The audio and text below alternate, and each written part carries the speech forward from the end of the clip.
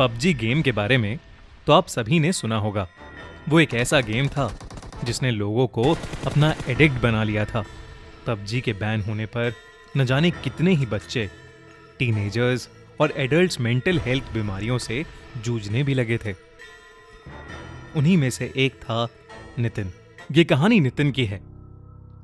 Nitin 9th class में पढ़ने वाला एक होनहार स्टूडेंट था।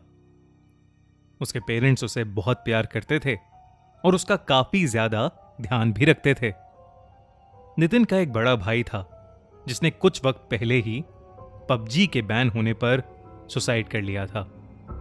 और इसी हादसे के बाद से नितिन के पेरेंट्स अपने छोटे बेटे के लिए बहुत परेशान रहते थे।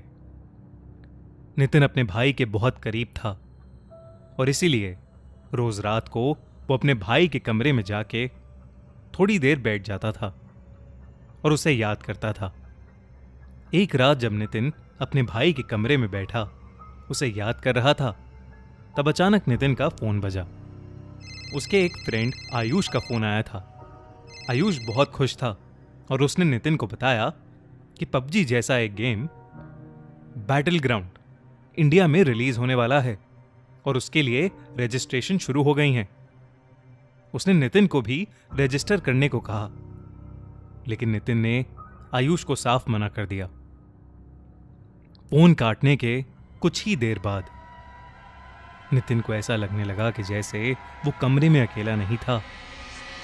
उसे बिल्कुल वैसी ही खुशबू आने लगी जैसे उसके भाई में से परफ्यूम लगाने के बाद आती थी। नितिन को हल्की सी घबराहट महसूस हुई तो वो जल्दी से उठा और उस कमरे से बाहर निकलने लगा। जैसे ही उसने दरवाजा खोलने की कोशिश की, नितिन का हाथ किसी ने पीछे से पकड़ लिया।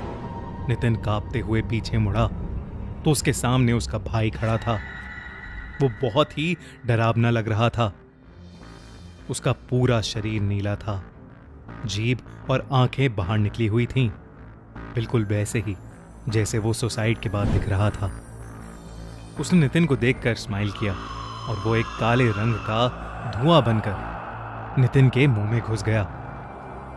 नितिन वहीं पर बेहोश हो गया। जब उसे होश आया तो वो बिल्कुल बदल चुका था। उसका बिहेवियर दिन ब दिन चेंज होने लगा था। पूरा पूरा दिन गेम्स में लगे रहना और अपने स्कूल की टीचर्स और पेरेंट्स से बदतमीजी करना।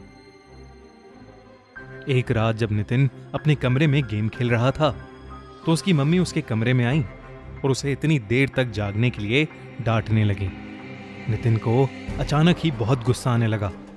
वो जैसे पागल हो गया था। उसने अपनी मां पर फोन फेंका और फिर उन पर चढ़कर उनका मुंह नोचने लगा।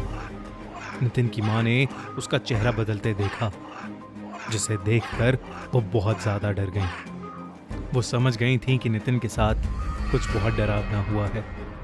अगले ही दिन वो नितिन को एक तांत्रिक के पास ले गईं, जिसने झाड़ फूंक से उसे ठीक कर दिया।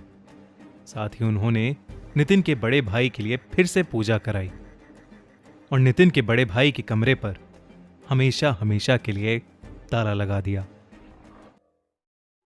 फ्रेंड्स, आई होप आपको ये कहानी पसंद आई और हर हफ्ते ऐसी मजेदार स्टोरीज सुनने के लिए मेरे चैनल को सब्सक्राइब जरूर कर लीजिए और बेल आइकन पे क्लिक कर देंगे तो आपको नोटिफिकेशंस भी मिल जाया करें।